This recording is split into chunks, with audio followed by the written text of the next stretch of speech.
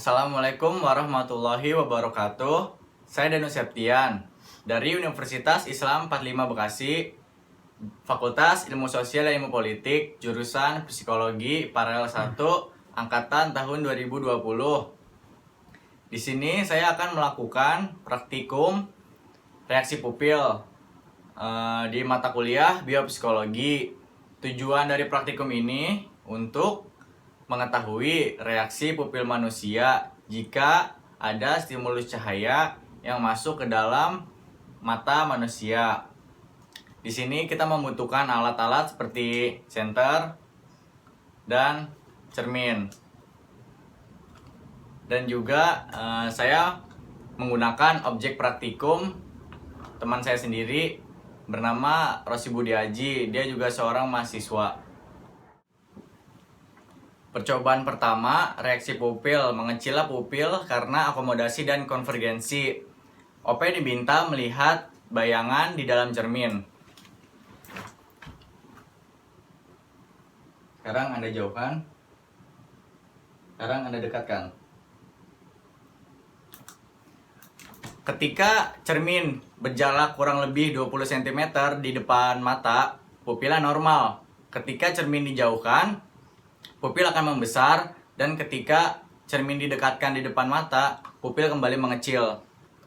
Yang kedua, OP diminta melihat jauh dan tiba-tiba diminta melihat jari kurang lebih berjarak 20 cm.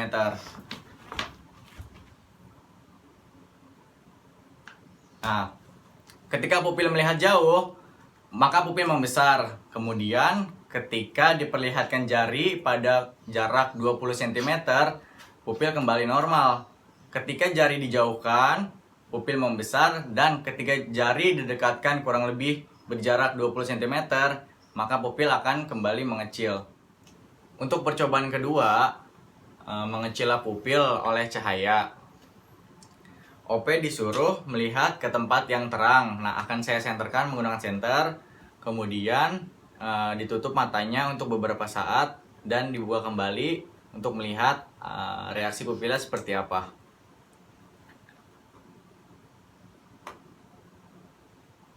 Sekarang Anda tutup mata Anda.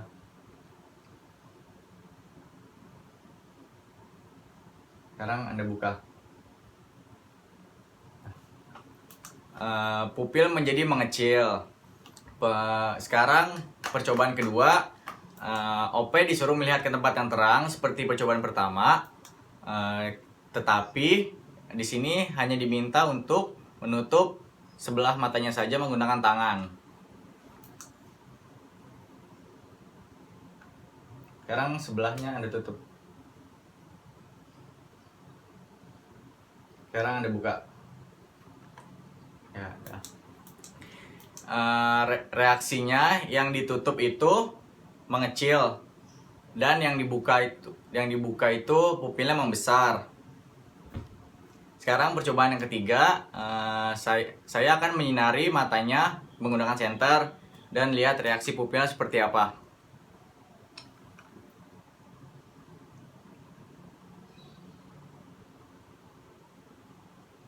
Ya. Pupilnya menjadi mengecil dikarenakan stimulus cahaya yang masuk ke dalam mata itu menjadi besar, sehingga meminimalisir untuk pupil menerima cahaya itu mengecil seperti itu. Jadi kesimpulan untuk yang pupil oleh karena cahaya ini, yang pertama, pupil mata mengecil saat melihat ke tempat yang terang karena cahaya yang masuk itu terlalu berlebihan, sehingga untuk meminim cahaya yang masuk ke dalam mata, pupil akan mengecil.